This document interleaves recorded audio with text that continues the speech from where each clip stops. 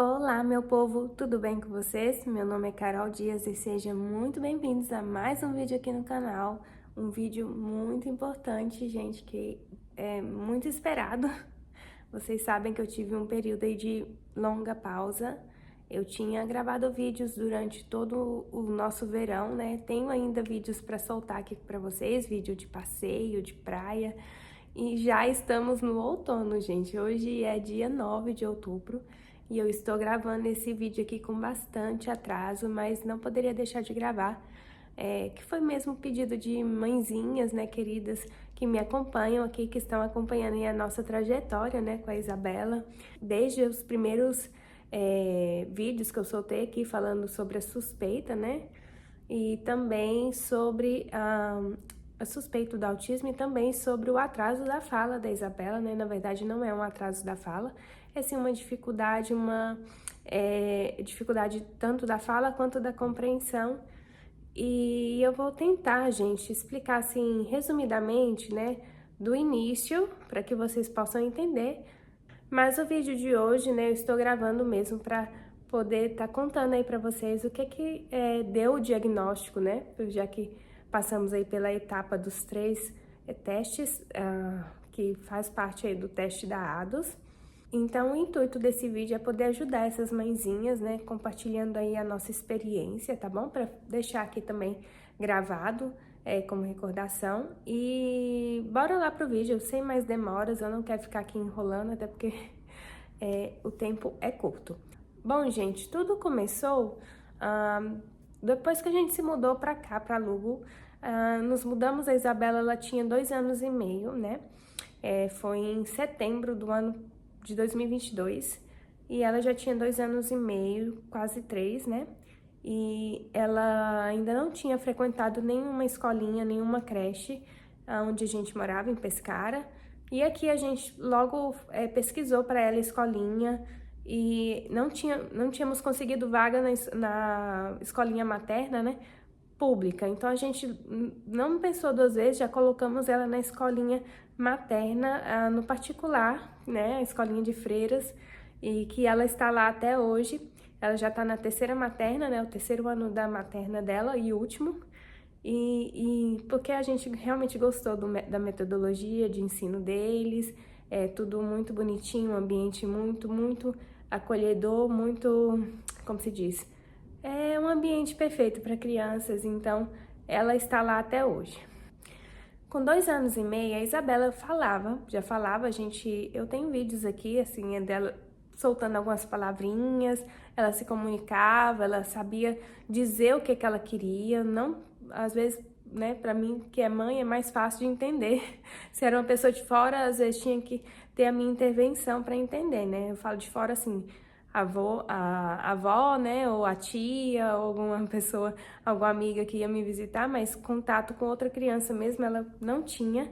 Até os 2 anos e meio de idade era pouquíssimo, só mesmo no parquinho.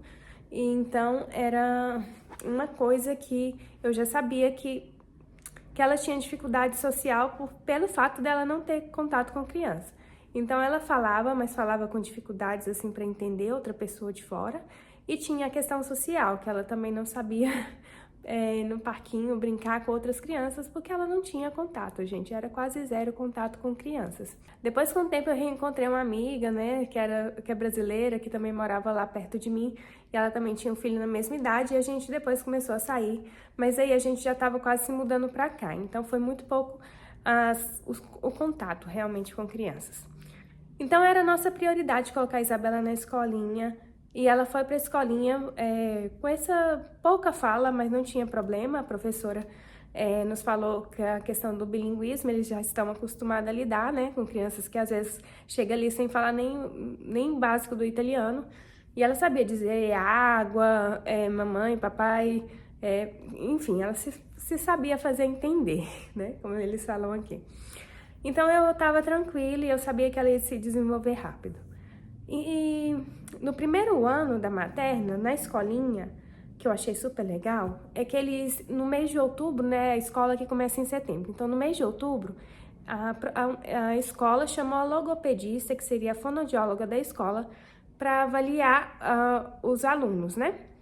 E depois, no final desse primeiro ano de materna, né, lá para meados de abril, o ano terminaria em junho. Essa fonoaudióloga voltou e reavaliou essas mesmas crianças para falar a que nível, né, se elas tinham melhorado e a que nível elas estavam. E foi depois dessa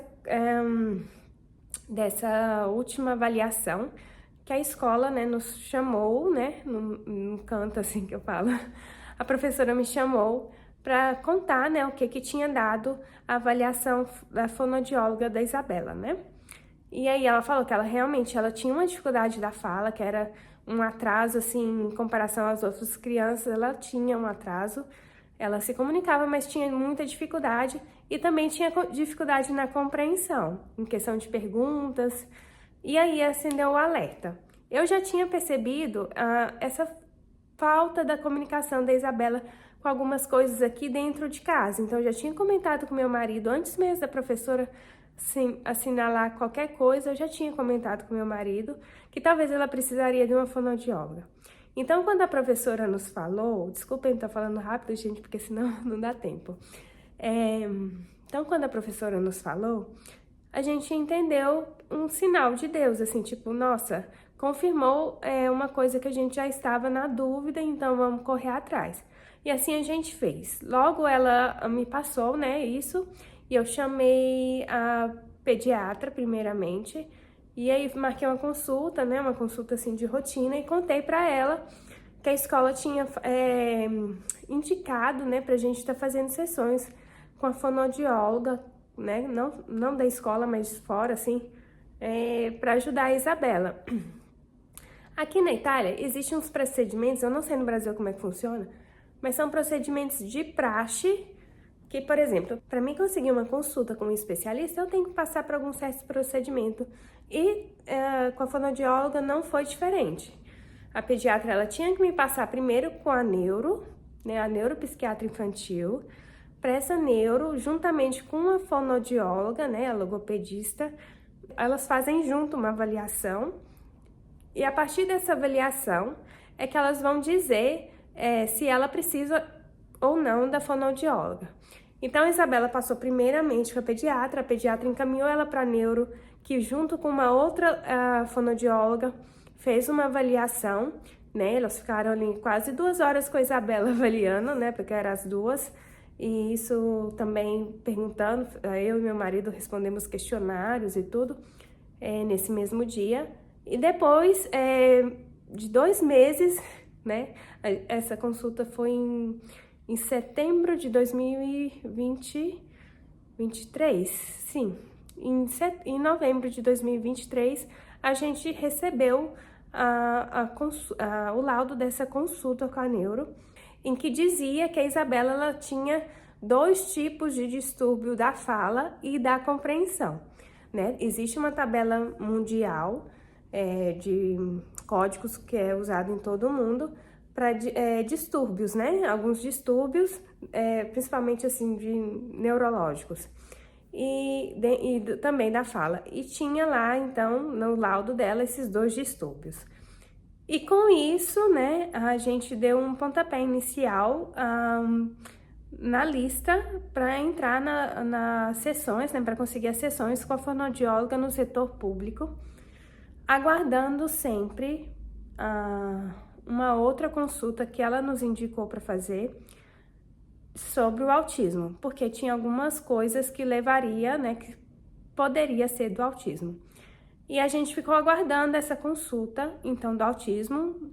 E enquanto a gente aguardava, a gente já começou as sessões a pagamento com a fonoaudióloga. Por quê? Porque a fonoaudióloga do setor público estava com uma lista de espera de 8 meses, gente. Guarda essa data, 8 meses. Então, no meados de final de novembro, início de dezembro, a gente fez algumas avaliações com a fonoaudióloga no setor privado, né, no setor particular, juntamente com uma psicóloga, e em janeiro, né, ela nos deu aí, então, a mesma diagnose do atraso da fala da Isabela, que estava aí mais de 1 ano, e também da dificuldade da fala e da compreensão.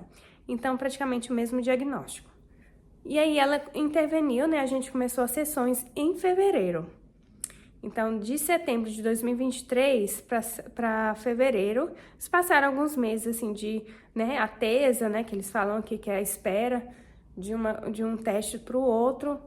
E então, em fevereiro, a gente começou realmente a trabalhar a fala da Isabela.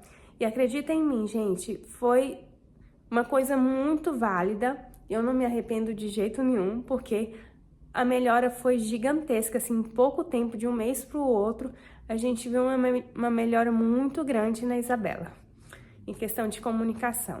Beleza, isso foi em fevereiro.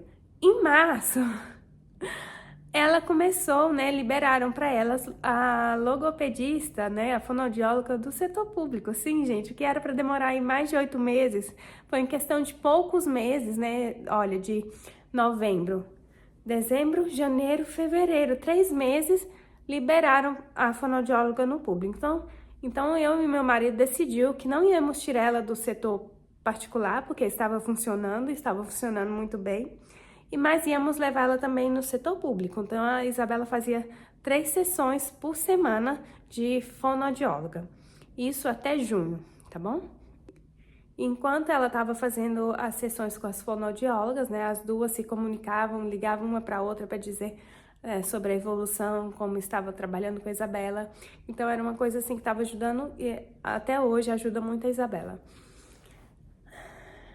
No meio tempo a gente estava aguardando então a bendita da ligação, né, chamando a Isabela para fazer o teste do autismo, que é na cidade de Ravenna, eles têm um centro específico lá. E quando é que foi, gente? Foi durante o período de férias. A Isabela, durante o período de férias, se não me engano, em junho, eu recebi a ligação lá do centro de autismo, marcando a consulta para ela. É um teste com 3 etapas, né? O teste ADOS. Eu vou estar gravando um vídeo específico, prometo para vocês, gente. Eu só não gravei ainda esse vídeo porque eu tô esperando o referto, né? O laudo mesmo, com as, né, várias páginas explicando tudinho, passo a passo, como é que foi feito os testes, que ainda não recebemos em casa. No dia 25 de julho, então, foi a primeira etapa do teste ADOS, né? Ela foi avaliada por uma neuro. Depois eles remarcaram a consulta, a segunda fase do teste, que eu não tô me recordando aqui o dia direitinho, mas sempre em julho, finalzinho de julho, se não me engano, dia 29. E aí a gente levou ela, nesse dia ela foi avaliada pelas logopedistas, eram 2 logopedistas, eram 2 doutoras no mesmo dia. E nesse dia quem entrou foi o meu marido com a Isabela no consultório, né? Para assistir a avaliação, elas faziam algumas perguntas assim, né? Referente à avaliação, assim, para conhecer melhor a Isabela. E então tá, aí foi a segunda etapa. Depois, na terceira etapa, ela foi avaliada por outras 2 doutoras, né? Que foi uma avaliação um pouco diferente, porque nessa avaliação foi avaliada eu e meu marido também. A Isabela, ela ficou na sala com uma neuro, fazendo uma avaliação. Meu marido ficou no corredor, né, fora da salinha, respondendo um questionário. Minha máquina. Respondendo um questionário sempre do teste ADOS. Acho que é ABA, alguma coisa assim. E ABAS, não sei dizer aqui, gente, eu vou ter que realmente gravar um vídeo específico para dizer todas essas nomenclaturas, que são muitas. E eu fiquei na sala com sempre essa é uma psicóloga infantil, respondendo também um outro questionário com ela sobre como é o comportamento da Isabela, sobre coisas que ela faz ou deixa de fazer.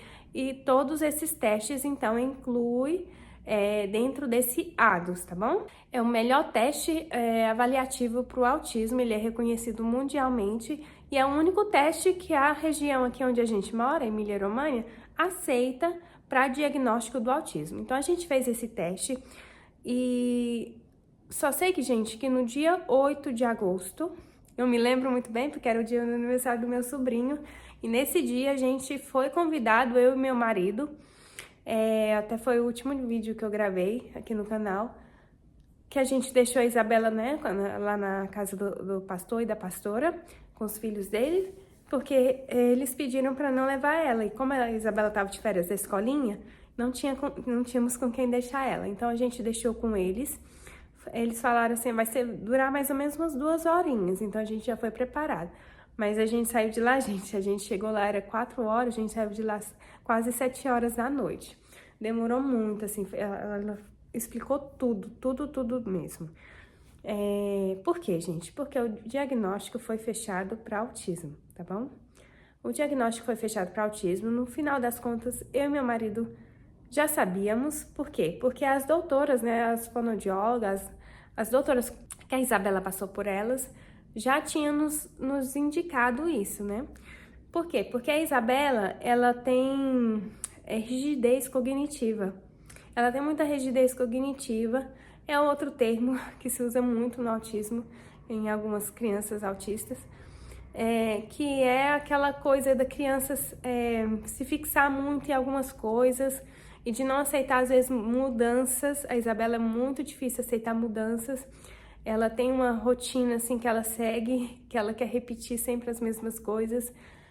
Ela tem interesses, né, ilimitados, assim, tipo, ela tem coisas que ela gosta muito. E é difícil de aceitar um não. Às vezes, são coisas que depois eu vou explicar direitinho pra vocês, mas ela tem essa rigidez cognitiva. E além do diagnóstico também da fala, né, que também entra aí dentro do aspecto, tá bom?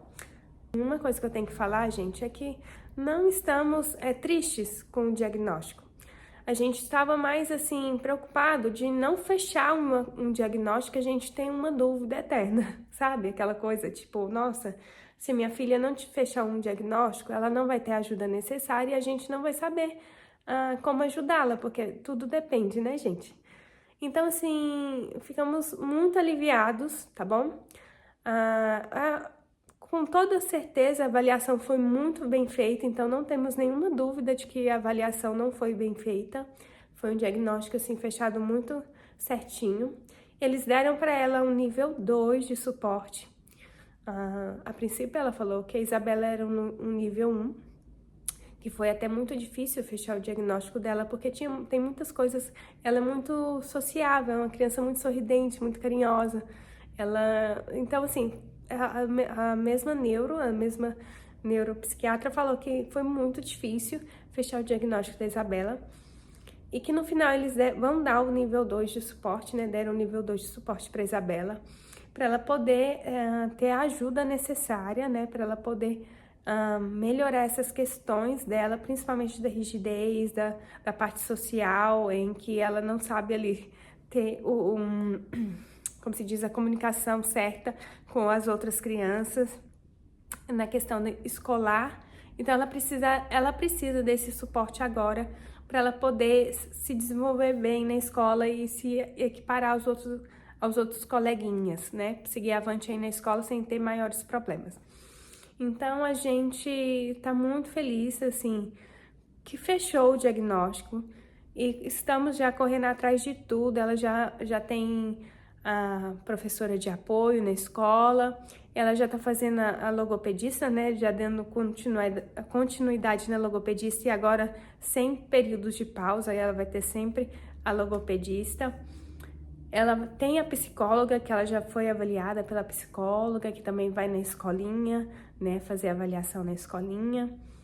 A gente só tá esperando a terapeuta ocupacional, que é aquela que vai ajudar ela, assim, nessas questões mais do dia a dia, nos comportamentais, né, questões comportamentais, e ajudar ela também no social. Aqui a terapeuta ocupacional, gente, eles chamam de educadora. A educadora, né, que faz esse papel da terapeuta ocupacional aí no Brasil. E ela é de muita ajuda, né, para as crianças, principalmente na idade escolar. E ela vai ter essa educadora até os 7 anos de idade, até 6 anos e 11 meses. Ela vai ter direito a ser educadora. Eles fazem projetos sociais com esses alunos, né, com autismo, que fazem grupos para reuni-los, para ajudá-los, assim, sabe, a desenvolver essa parte social. Então, assim, É uma coisa que eu tô bastante animada pra também vir aqui compartilhar com vocês de como funciona essas coisas aqui na Itália, tá bom? Não percam os próximos vídeos, né? Eu vou estar liberando alguns vídeos atrasados, gente, vídeos de passeio. Me perdoem pelo sumiço aqui, eu precisava muito de um tempo. Tem muitas outras coisas acontecendo na minha vida que eu vou poder contar aqui aos poucos pra vocês. Quem me segue lá no Instagram já tá mais por dentro aí, mas tem muita coisa que eu ainda não falei por lá também, tá bom? Porque está acontecendo tudo assim muito rápido. Mas o importante é que a Isabela tá bem, agora ela tem um diagnóstico, ela tem a ajuda necessária e tá tudo andando, tá fluindo, ela já está recebendo a ajuda que ela precisa, tá bom? E é isso que é importante, não é mesmo? Então eu vou finalizar o vídeo por aqui, que já tá muito longo, e vou voltar aqui mais vezes para vir compartilhar para vocês o dia a dia de como tá sendo as terapias. Por enquanto, né, falta só essa terapia ocupacional, mas ela ainda continua indo na fonoaudióloga, que é em outra cidade, mas eu levo ela de ônibus sem problema. E a psicóloga, né, que vai ter uma aqui do ladinho de casa também, gente, aqui é bom de cidade pequena, que é tudo muito pertinho, a psicóloga aqui do lado de casa, pertinho da escola também, vai estar acompanhando ela mais nessa fase escolar, ou seja, vai estar indo na escola, avaliar ela. E a professora de apoio, né, que é muito importante, já tá também desde o primeiro dia de aula com a Isabela, então já tá tudo bastante encaminhado.